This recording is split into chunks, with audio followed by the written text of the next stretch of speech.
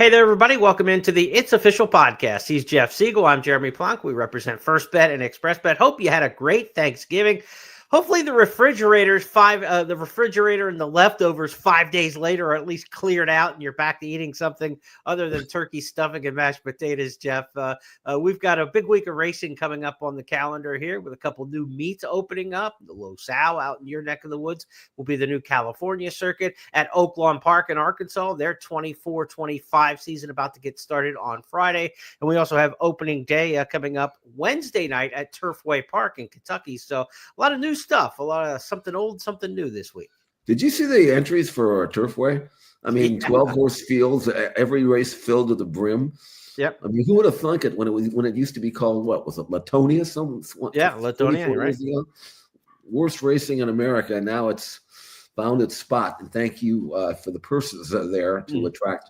And I think the all-weather tracks, I think there are trainers who know that they have horses that'll fit there. But it's actually a good time of the year, even though we're waiting out here in California for Santa Anita day after Christmas, because you got Gulfstream, the championship meeting starting. You got Fairgrounds, as you mentioned, Oaklawn coming up, Aqueduct, and Gulfstream, back to Gulfstream, good racing there. So, if you want to gamble and you really want to take the month of December to really dig in, there are opportunities, I guarantee you. And we've got some really important racing this weekend, especially at NYRA. I mean, I can't wait for that card. So, there's no rest for the weary handicapper. There's always another gamble out there that you can grab. So we'll be trying to do our part, not only in this show, but Friday as well.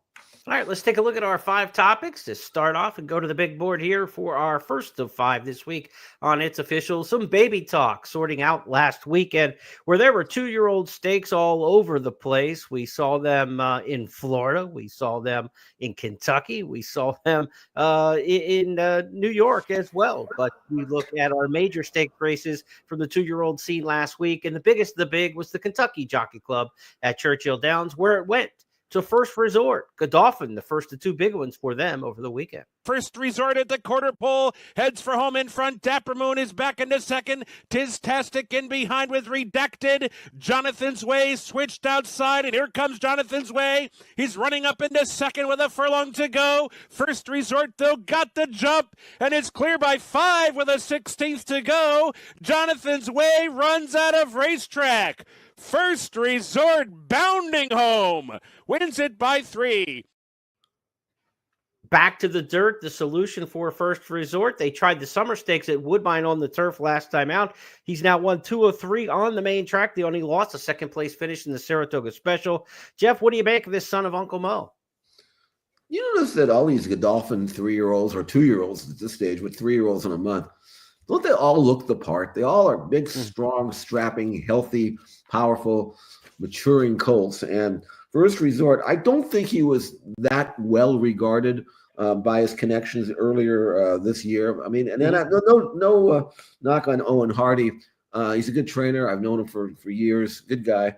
But he doesn't get the cream of the crop. Let's face it.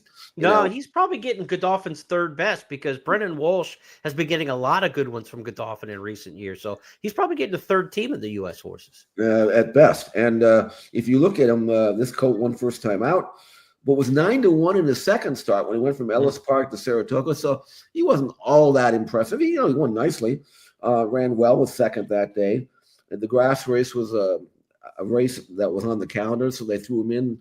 Even though on pedigree, he really doesn't strike me as a grass horse. But this was a good effort for him. 2 turns around Churchill. Buyer number was not great, but it was solid enough. It represented a significant forward move. And he does look like a colt by Uncle Mo that's going to mature and get better and better. And we've already seen him run 2 turns. We've already seen him win at Churchill. I mean, I would like to own him. I can tell you that, I don't know whether he was the best 2-year we saw last weekend, but he's still pretty good. The horse who ran second in there, Jonathan's Way, had so much promise after the first 2 starts. He's now lost 2 in a row. He was 7th at a Paceless Breeders' Cup Juvenile when not able to make up any ground. But this colt by Vacoma acquitted himself a bit with a decent second-place finish here in the Kentucky Jockey Club. The question will be, is he a Triple Crown kind of horse, Jeff, or was he a win-early type by Vacoma who Everything he sent out this summer was winning like crazy. We'll see what kind of developmental skills they have. I know that you like to say, like with Curlins, the Curlins get better with age. We don't know what's going to happen to the Vacomas. We know they were brilliant right out of the box. What do you make of Jonathan's Way? Is his stock still rising, or is it flattened out? I think it's flattened out a little bit. I liked him because he won the Iroquois, but he did that gate to wire. And I'll always say that when you get a horse earning a big number in a controlling speed scenario, you really don't know for sure. I mean, that's them at their best, at their pristine trip on the front end, nobody pressuring them. I liked him in the Breeders' Cup Juvenile more as a gamble than any kind of sure thing winner. He didn't run well that day. He wasn't close to the pace. He doesn't really have a massive turn of foot. And in this race, again, he was a horse that was caught for speed, as I say, in Europe, where he really needed to quicken from the furlong pole to the wire. And he kept to his task, but he doesn't have that blast that a really good horse has. If I were his connections, I would set my sights lower. I would go after the second level type of races. Get him confidence. Maybe by the spring he'll be back to where he needs to be. But right now, there are others out there that I am much more high on than Jonathan's Way. Yeah, we'll see where Phil Bauer goes with him. Bauer will be in the Mid-South during the course of the winter. Oak Lawn Fairgrounds having horses running at both of those locales. This one by Vacoma out of the Indian Charlie Mare female drama. The Indian Charlies all seem to want to be milers, so we just don't know how classic distance these Vacomas out of a mare like that will want to go. Jonathan's Way, like you said, maybe some of the smaller stakes like in the 3-year-old scenes for a lot of money, but a mile and a 16th might be the best. And like you said, Tampa Bay at a mile and a 16th, that might be your Derby. And I think that's where you have to be realistic with these 2-year-olds turning 3. Everybody has a Derby day. It's not all the first Saturday in May. For some of these horses, their Derby are going to be other races. Maybe even like at Gulfstream, when you talk Fountain of Youth, and you're only to a mile and a 16th, right? What's the biggest race I can win at the most achievable distance, the right class level? Those might be the kind of races you're looking at for Jonathan's Way. Now, we talked about the Fountain of Youth, the horse who's going to be one of the major contenders on that Florida Derby trail at Gulfstream Park, made his presence absolutely known last Saturday. His name is Rated by Merit. We've been talking about him on this show since his very fast debut win. I thought maybe he was vulnerable, stretching out around 2 turns at a short price for the first time on Saturday. I tried to pick against him. It was not a smart move, probably one of the worst moves I made over Thanksgiving weekend, trying to beat Rated by Merit. You'll see here, he was never in doubt. He's fending off a serious challenge from Classic, of course. Dropping back, Latch the Hatch. Lou's going to try to rally for third. Rated by Merit. He's just toying with him here. Off the turn and the stretch drive. Rated by Merit. Rios asked him to finish it up, and it's finished indeed. He'll go 3 for 3 in the series. He's a talented colt indeed. The son of Battalion Runner. Rated by Merit, and a no doubt about it victory. Classic, of course, was... The series that track announcer Pete Aiello was talking about was the Florida Sire Stakes series. So those races stretch out in distance. This was the first 2-turn race. Last year, we saw Ben Tornado absolutely dominate the first 2 legs of the series, and at a short price was beaten in the third leg. And I thought, you know what? He turned out to be a sprinter as well. Ben Tornado had such a good year this year at 3 sprinting. Maybe that was going to be the case with Rated by Merit. That was my logic going into the race in betting.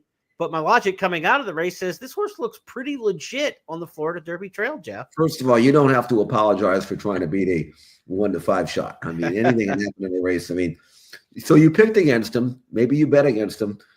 And you did not cash a ticket on a horse that went off at 20 cents on the dollar. How will you get over that, Jerry? So that's I will move on. Right, move on. Now, this colt, he's fast on figures. That was a 93 buyer number. I mean, he went away to Equibase. I mean, he's running fast. He's doing it under pristine conditions. He's making the lead. He's not going fast, and he's got nobody chasing him. I mean, you talk about everything going your way. Right. I mean, that flatters him, I think. Visually, he was sloppy changing his leads, kind of runs with his head up a little bit in the final stages. I think he's a good colt, but these races aren't real. I mean, not when you talk about some of the horses that not only are we going to discuss today, but that are waiting in the wings. Right. And I think if I had this colt, I would protect him as much as I could, which is to say, okay, maybe there's no more Florida bred races I can run in, but I'm not going after anybody important yet. Okay. And win as many as we can. There'll be time to trust him if we have to, but I don't think he's ready. I like him, but I don't think he's a Derby horse. I don't even think he's a mile and a quarter horse. And Right. I think his races have flattered him, which is to say he's good, but maybe not as good as the paper would make you believe he is. All right, so you're putting out the brakes a little bit on Rated by Merit for sure. Maybe a race like the Sam F. Davis or something like that. Then mile on the 16th at Tampa, Exactly. before even the big horses get to Tampa for the Tampa Bay Derby. See what you have there and shake it out. There is the 1-turn mile race, the Mucho Macho Man, opening New Year's Day Right. on the card at Gulfstream Park. That would come up timing wise, but since he ran in all 3 legs of this Florida Sire Stakes series, I don't think there's any rush to run him back New Year's Day. So maybe you wait a couple more weeks, try the Sam F. Davis, see what happens there, give him a little more time in between starts. But we will see what Michael Yates and company do with Rated by Merit. I wouldn't be surprised if somebody makes a handsome offer on this horse. I thought he might have been sold already after that fast debut win.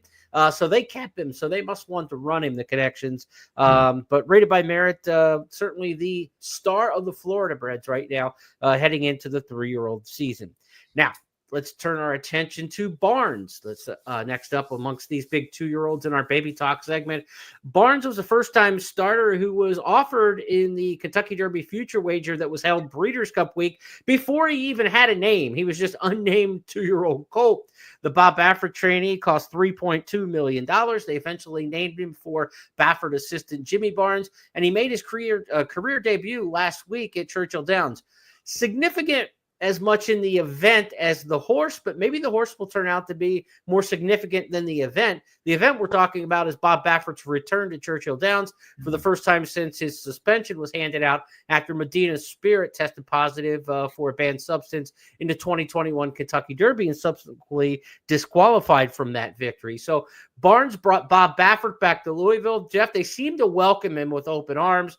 Bill Costagian from the racetrack was there shaking his hand. Everybody, the local media seemed happy to have Baffert back. For a guy who kind of black-eyed the sport and the way it was treated in Kentucky for the last couple of years, it was kind of an awkward return. It was almost like nothing ever happened, and it's, bygones be bygones at this point, and he seems to be welcomed back with open arms. Yeah, I mean, you don't usually ship a maiden to run in a maiden race Right. Like that when you could had one in your own backyard, but obviously this was concocted, and it was fine. I mean, I watched the race. I normally wouldn't be watching the fifth or whatever it was on a Wednesday at Churchill, and I so much hype on this colt. You kind of expected him to go out and win by 10. Mm-hmm. He didn't, and he made some mistakes along the way. But I liked the courage that he showed, and he did run pretty fast. So right. I always say, and I'll say it again, and I have a streak going about saying this every show for the last 2 years, but I'll say it again, and that is, you don't learn too much about the first race. It's the second one that's important. Mm-hmm. And evidence of that, we will discuss that later on the program with another colt. But he overcame a lot. He got a lot of experience in this race. Down on the inside, steadied, wrong lead, drifted out, did a lot of things wrong, still won. And now, okay, that's great. Mm-hmm. What's he going to do next time? What do you do with him now? All right, the next start, we're going to find out whether he performs more professionally, if he stretches out. We'll find out what he's made of. Right now, he's got a lot of promise, but that's all he's got. And for him to be overhyped, not unexpectedly because of the connections, but I'm still in a wait-and-see mode with him. What about you, Jeremy? Yeah, I was expecting to see a little bit more here, right? I mean, he gets it done. He overcame a little bit, but he didn't dominate a horse who has already had some chances. So let's give the fans a chance to go back and look at this from the 27th at Churchill Downs. Barnes, the $3.2 million debut winner. Lottery win, trying to keep Barnes buried down inside, who comes off the rail now. In a drive is Barnes, but he's got 2 lengths to make up on Innovator. Innovator leads the way with 1 furlong to go. Barnes trying to get on track, and this final furlong has wandered to the far outside, but Barnes is gaining ground now. Innovator digs in down toward the rail. Barnes on the wrong lead. One of these two. Photo finish. Photo finish on the wire. Did the 1-4 Barnes beat Innovator? It is 2. sometimes it takes a while for a horse to put it all together. You can't expect it all in the first start. Obviously, in, out, responding to the whip either way, not running straight, on the wrong lead. We saw a lot with Sierra Leone this year, right? And he finally didn't put it all together until the Breeders' Cup Classic, when he finally ran his true race and got the big prize. How long will it take for Barnes to develop? We'll find out. Hopefully he can stay healthy and get that opportunity. It was shades of 96 there, Cavanier and Grindstone on the wire, Lucas and Baffert in the 96 Derby, 2002, where it was War Emblem and Proud Citizen. So an exacta at Churchill Downs under the spires with Baffert and Lucas. They're both older now, more mature, a lot of water under the bridge, a lot of history in that maiden race at Churchill Downs. But again, it felt quirky to me. I didn't think, and I'm going back to the personal side of this, beyond the horse. We both agree we've got to see more out of the horse to know if he's a legit star or not. But just back to the human side of it, I did not expect the kind of warm and fuzzies of Baffert going back. I thought it was going to kind of feel awkward and, kind of like you have to see your ex at your kid's recital or something like that, like you tiptoe in. And like Deion Sanders, did you notice on senior day when Deion Sanders walked out with his kids at Colorado and his ex-wife was there to meet him? He stopped halfway and turned around instead of greeting his ex-wife. That's kind of what I felt like we were going to see with Baffert at Churchill Downs. But it was actually very amicable, and maybe that's good for moving forward, but we will see. Obviously, we think, and we've talked about this from when they welcomed Baffert back and ended the suspension at Churchill Downs, we think that there's a Breeders' Cup implication to that, right? Churchill Downs wants to host the Breeders' Cup the next year that it's available, and having Bob Baffert banned next year, things like that may not be the best for that event to be held at Churchill Downs. So I think there's some business reasons why they did it, but look, let's see how it all shakes out here. Everybody play nice, and we'll move on from that one. But that was Barnes winning at Churchill Downs. One other 2-year-old we want to hit in this segment, Jeff, on the Phillies side. They ran the Goldenrod Stakes for the 2-year-old fillies on the Kentucky Oaks Trail. That was all about Brad Cox's good cheer. And in fact, the 2-year-old filly division has been nothing but Brad Cox's good cheer this year. Let's go back and look at this filly. Good cheer with a big move on the far turn. Has taken charge at the top of the stretch. Eclatant's going to fight with her, though. Quiet Side is back in third. There's a furlong to go. Good cheer is gone clear. Clear by 3. Quiet Side trying to run her down late. Good cheer holding on to the lead. Quiet Side can't get to her. This filly is 4 for 4. Good cheer. 4 for 4, 3 of those wins at Churchill Downs. She'll be happy to come back, this Medaglia d'Oro filly, for the Kentucky Oaks next year if she's good enough. Of course, she's not even the best 3-year-old or 2-year-old filly in the barn. That's Immersive, the multiple Grade 1 winner who won the Breeders' Cup Juvenile Fillies. Mohima, another Brad Cox star 2-year-old filly. Eclatant was in this race and backed up a little bit in the stretch. Maybe she's the best sprinter amongst the Brad Cox trainees. But man, is he loaded. What do you make a good cheer? She's got all the measurables, as they say, if she were an athlete. I mean, she's got the pedigree, she's got the style, she's got the proven form over the track in terms of the Kentucky Oaks. Mm-hmm. Looks like the longer they go, the better she'll like it. She's got enough tactical speed to always sit in the second flight and then kick on. And she went by the leaders pretty easily there. Was just ridden out to the wire. I don't think she was all out. She's not blazingly fast on speed figures yet, but I also think that she's going to be the kind that'll do whatever it takes. Mm-hmm. She hasn't had to be blazingly fast to win. Eventually she will, but what an accomplishment what kind of a resume she's building now as a 2-year-old.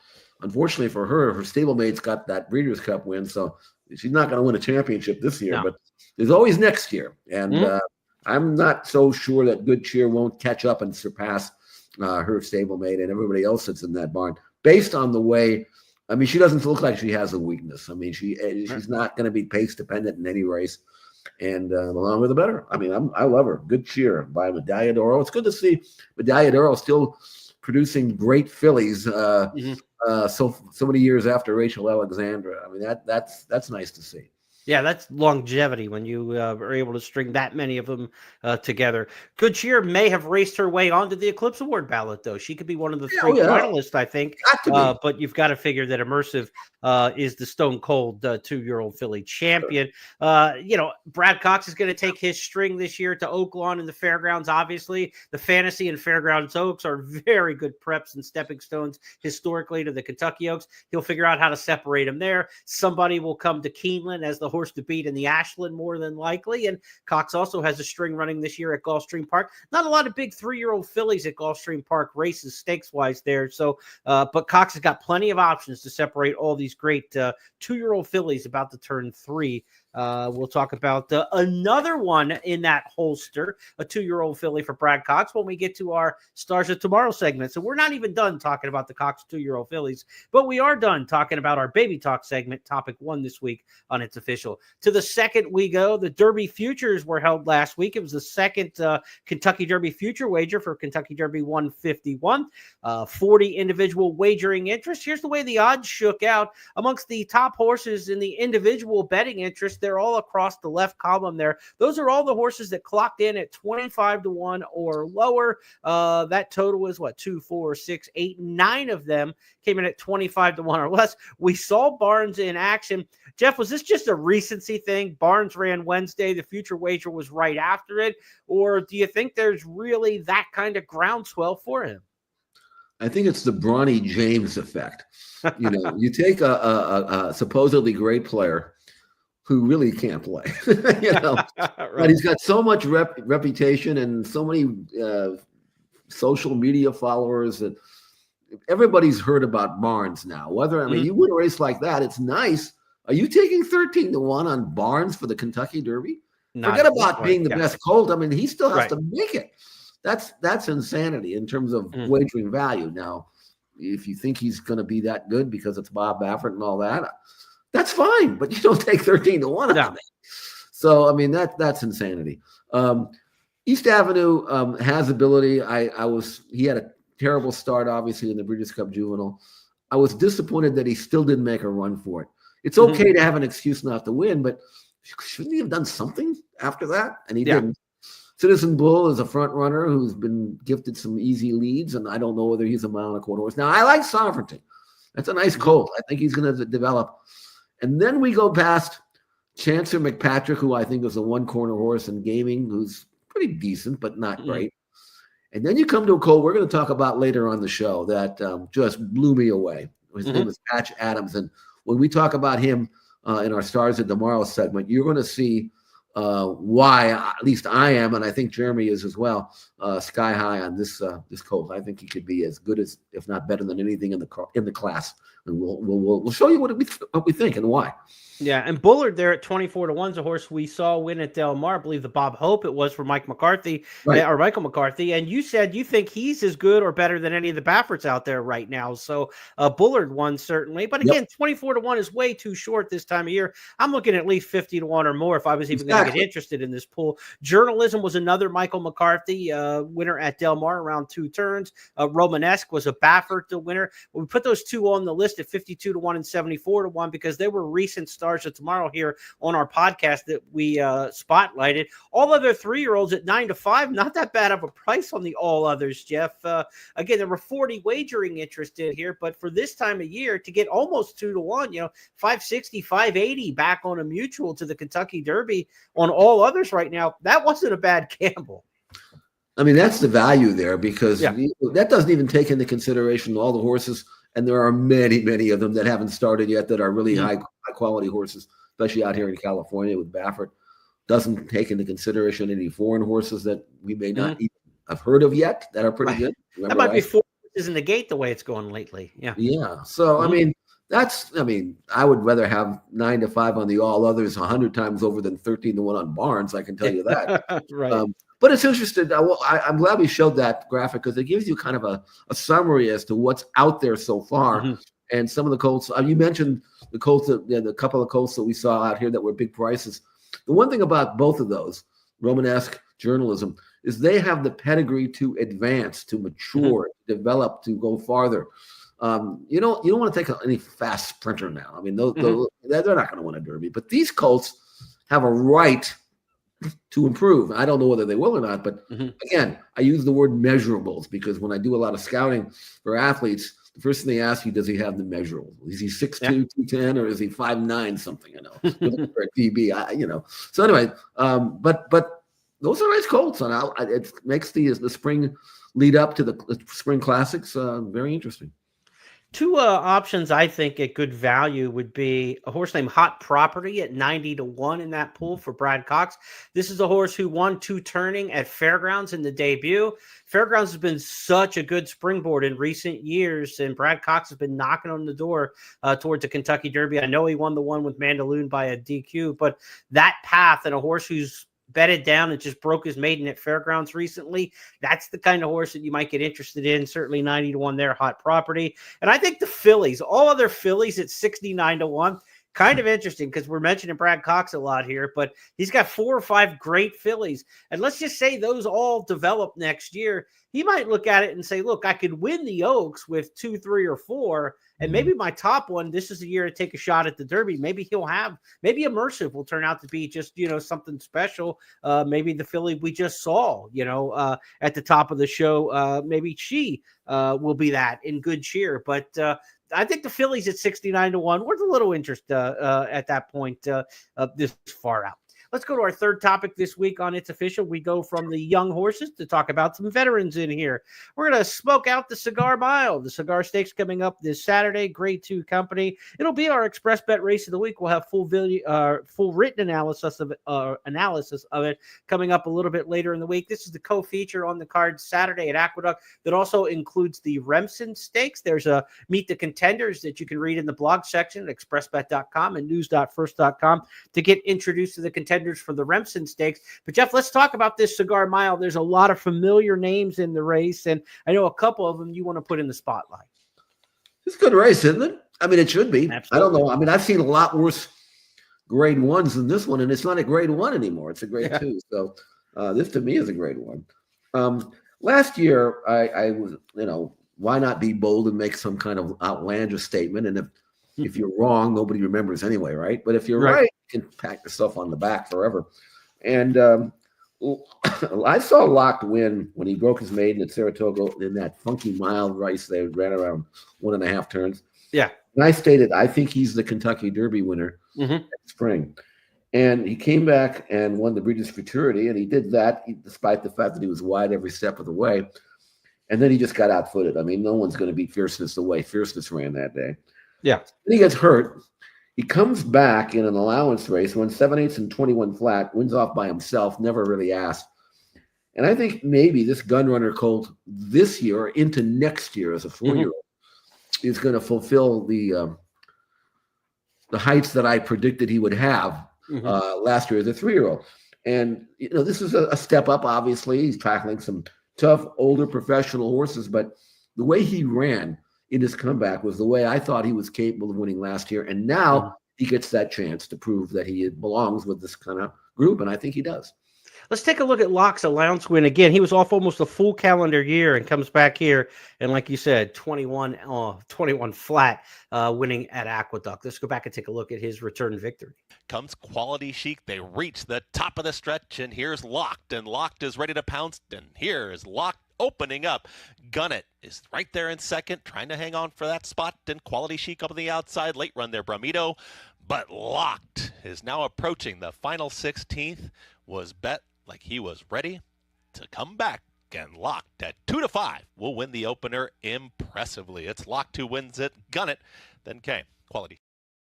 Jeff, that's a very sharp victory in the return, and this is a good setup. I mean, second off the layoff to the Cigar Mile, again, an extended 1-turn mile.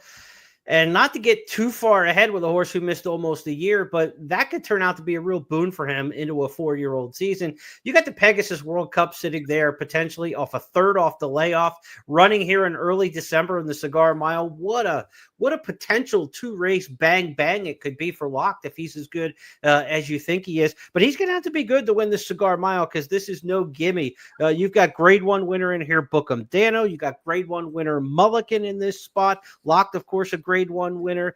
Pipeline is grade 1 placed. You got Senor Buscador, a grade 1 winner in the field. Post Time, Coastal Mission, graded stakes winners, kind of up and down the cast here. This is a really good race. It's a good mix of sprinters, routers, and horses that kind of hit right in the middle. And that's what you would expect in a grade 2 race like this at the 1-turn mile distance. Horse coming off the Breeders' Cup Dirt Mile is one that we want to keep an eye on as well. That being Post Time. He couldn't get to Serrano last out, but this is a consistent horse who's come up from his Maryland base and had success in New York in the past. He had no trouble making the ship to California last time. That was a 2-turn race. Post Time is probably better around 1, but let's get a look at his race in the Breeders' Cup Dirt Mile and then get your thoughts on him back in the Cigar Mile. Tumbarumpa sent along 2.5 back, and now Domestic Product is getting going. Domestic Product's going to come 5 wide. Right behind him, Sees the Gray. A really wide run here for Skippy Longstocking. Katona's also trying to mount a charge. Mufasa and Post Time is coming from the back of the pack as well. Full Serrano has taken the lead. Post Time is splitting horses late. Domestic Product on the outside. It is going to be Full Serrano and Post Time. Full Serrano in the Dirt Mile. Post Time was second.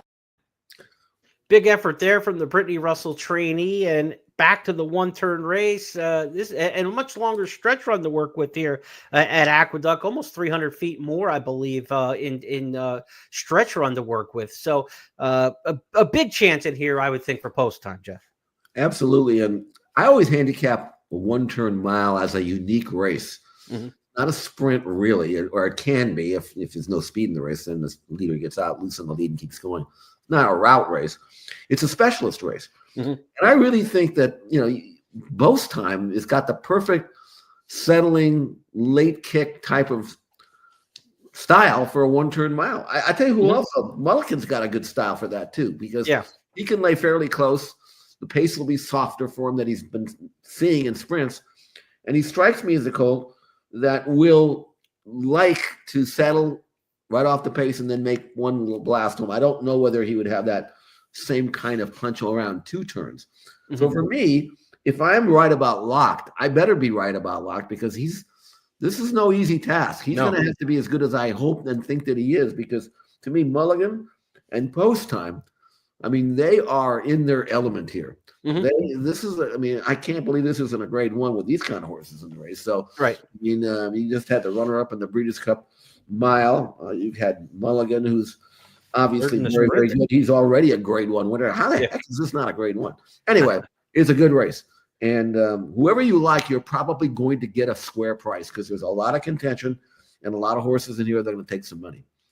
And dude, we mentioned if the goal for Locked is the Pegasus World Cup, which would make a lot of sense, he could get a lot out of this race, even if he doesn't win, right? There might be sharper 1-turn milers right now that have a little seasoning edge on him and might get the best of him, but a good second-place finish or something like this could set him up for a race in the Pegasus World Cup. Very interesting race, though. That's Saturday's Cigar Mile.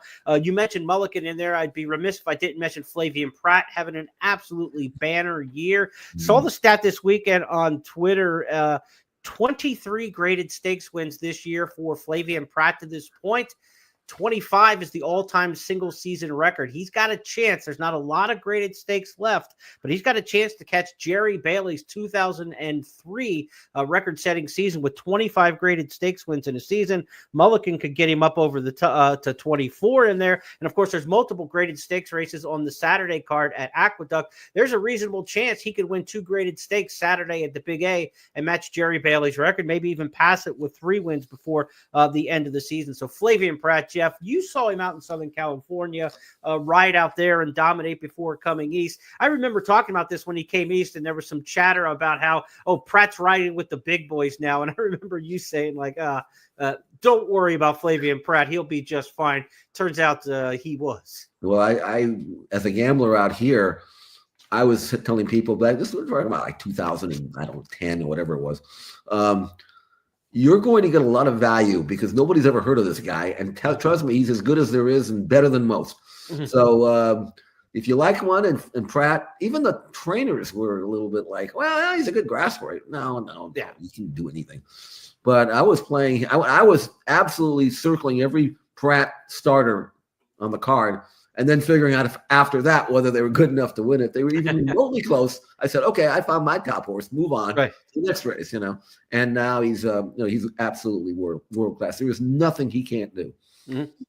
We'll see if he can get the Bailey's record again. He is 2 behind, 23 graded stakes wins on the year for Flavien Prat. We already know the entries for the Cigar Mile coming up on Saturday, and entry timing is the topic that we're going to take on next. 7-day out entries, where we see a lot of tracks enter Saturday for next Saturday, Wednesday for the following Wednesday. Keeneland went to that here in 2024. A lot of tracks are entering farther out. And Jeff's got some news that Santa Anita is about to go that direction with the winter spring meet coming up. So let's talk about it. What are the pros and the cons of entering so far out, and do we like it or do we not like it, Jeff?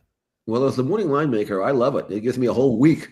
Yeah. I mean, I can botch a line in 2 or 3 days. I can do it in a week too if I have to, if I wanted to.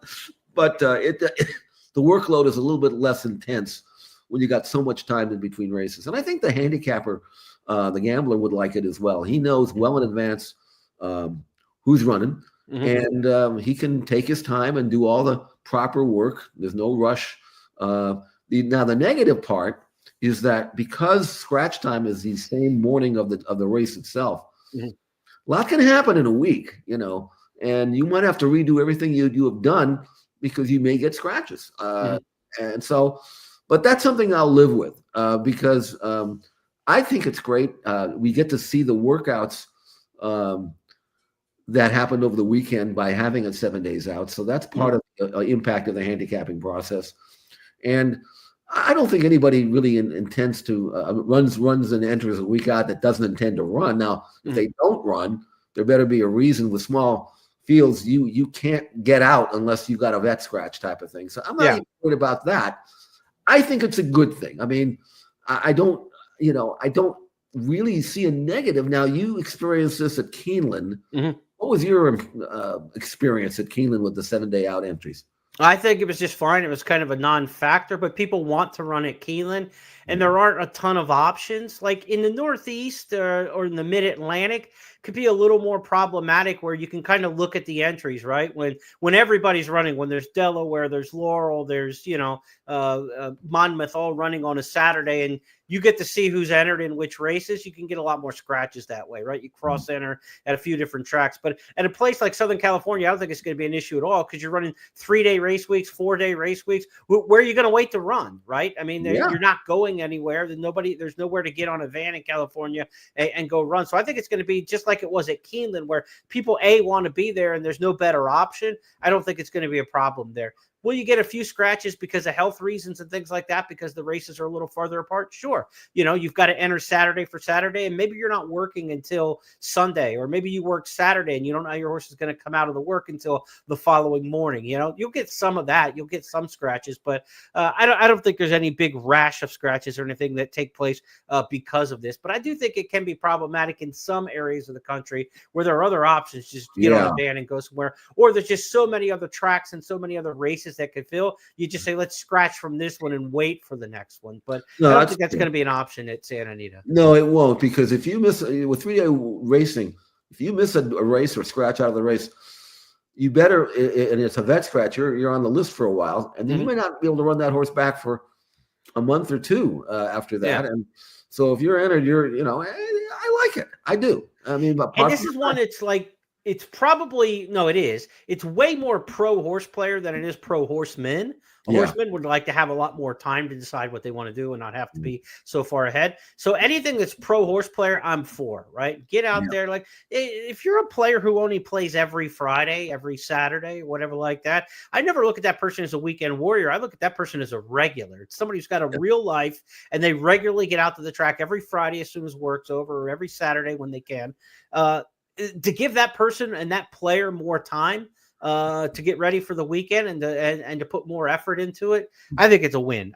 So for that, it's pro horse player, and pretty much anything that's pro horse player, I'm going to be for in those discussions. So 7-day entries, we are both in favor of that. Let's go to our fifth and final topic this week on It's Official. We always wrap things up with our stars of tomorrow. We already talked about two of these horses that we're going to talk about in kind of roundabout fashions. We directly mentioned Patch Adams. He's one of the horses to watch in the Kentucky Derby future wager, bet less than 25 to 1 that we had mentioned. And Jeff, very visually impressed with this one. Let's go back to Patch Adams on November 30th at Churchill Downs. That's the one trying to go with Patch Adams, but Patch Adams has kicked it into high gear. 5 in front and opening up with each and every stride. Patch Adams finishes with a flourish and is geared down to win it by 10. That's the way you want to look visually. Reaching out, geared down, not ridden out to the wire. This was highly impressive. Brad Cox's strongest 2-year-old colt, maybe amongst all these fillies that we're talking about. Patch Adams looks like a really good one.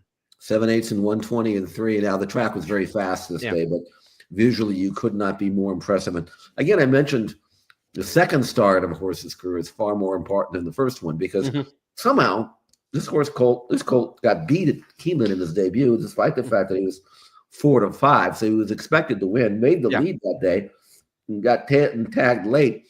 And obviously, it was the fact that he didn't win must have been disappointing to his connections. But again, the second start, that's where you find out whether you got something special. And that was his second start. Right. Obviously, first time around 2 turns. I also like the fact that he didn't make the lead. You know, it wasn't one of these, go to the front, go set slow fractions and look great, dominating on the front end. He actually, not only did he sit third early, but he was switched off beautifully. Yeah. He relaxed. When he was asked to quicken, he opened up. He's a big, good-looking colt. He's by into mischief and out of a stakes-winning full sister to Well Armed, who won the Dubai World Cup a number of years back. The pedigree suggests he'll run all day. He's a good mover, a lot of scope, obviously very fast in the right barn at Brad Cox. I mean, to me, that colt, I think if you talk about horses that may be Derby-type horses for Saturday in May, he's got to be either at the top or right alongside whoever is on the list of potential Derby favorites, if not winners. We mentioned Cox is going to have a string at Gulfstream this year. He's always got horses at Fairgrounds at Oklahoma. So there are going to be many options for Patch Adams. You mentioned that, and we talked about this on a previous show, but I think it's really worth reminding people of. Losing that first career start can be such a blessing for some of these 2-year-olds because you get to come back in a maiden race, and if you win your career debut, it's onto a stakes race. There are no non-winners of 2 allowance races for these 2-year-olds or early 3-year-old season type horses. And the other thing about just jumping up into a stakes off of a career debut win, stakes races, they pick the dates for, right? If you're going to run in the Fountain of Youth, we know that race is February X, right? I mean, you've got to make the date of a stakes race.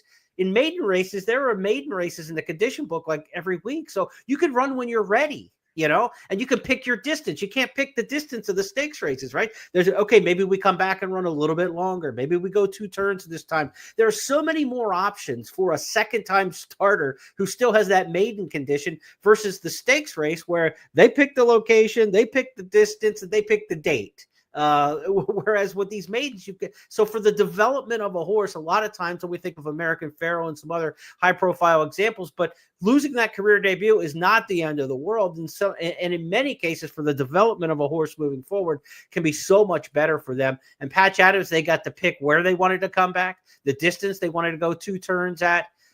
You know, I mean, now they're moved into 2 starts under their belt. Now they move into a stakes race wherever Brad wants to go amongst those 3 big locales where he's going to be stationed this winter. Sky could be the limit for that one. There's a lot to like about Patch Adams. No question about that. You mentioned American Pharoah getting beat first time out. Didn't hurt him. No. Didn't hurt Arrogate. He got beat in the summer at Los Alamitos, won the Travers 2 months later. So it's okay. And sometimes it's better off. Charlie Whittingham once told me that I don't care if I win first time out. I just want the horse to run well the second time. And that goes way back. And I'm thinking, I didn't kind of grasp that. What did I know? You know, now I realize what he was talking about. So can you wait? I can't wait to see Patch Adams again. I mean, no, He is up there. He's immediately rising Right. to the top of a lot of lists for this year's Kentucky Derby. Okay, let's talk one more Brad Cox horse. We just talked about Patch Adams. He had a half sister to Idiomatic in the maiden ranks, November 30th at Churchill Downs. Her name was Chasen.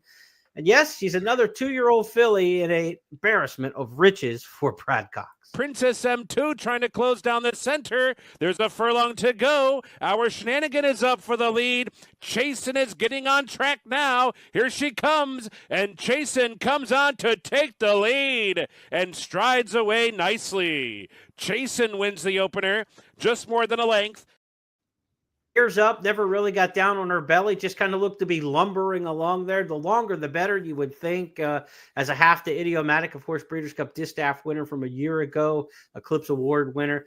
The rich kid Richard, Jeff Siegel. I mean, she's going to be part of that barrage of horses we talked about with Brad Cox. He's got Mohima this weekend running in the Des Moselle, the graded stakes race for 2-year-old fillies on the Remsen Cigar Mile Day card at Aqueduct. So just a unbelievable run of 2-year-old fillies he has, and just add Chasen to the list. And it's exciting to watch these well-bred young cold sore fillies, 2-year-olds, develop. I mean, there's always a star that you want to latch onto, and you saw plenty of them last week. We'll see a few more, I'm sure, before the first of the year. And then there are a whole bunch of 2-year-olds that we haven't seen yet that I know are working well, at least in California. So, man, it's an exciting time. Again, the same thing is who will stay sound, who will stay healthy, and who will progress at the rate that we think they are. And if they do, then we've got ourselves quite a few stars to latch on to in the winter and spring and leading up to the classics. Yeah, the beautiful thing about the racing calendar and sports overall, too, you hit the end of a season and you start looking forward to next year, right? It's the hot stove league in baseball, they call it.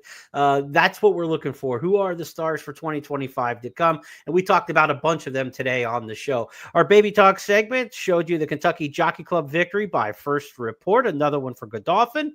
Godolphin also won the Golden Rod with good cheer, so a couple stakes wins there at Churchill Downs for the Big Blue. Rated by Merit, won and is now 4 for 4 after sweeping the In Reality Stakes and the Florida Sire Stakes series at Gulfstream Park. But Jeff, not impressed yet visually on this one of being a Florida Derby threat.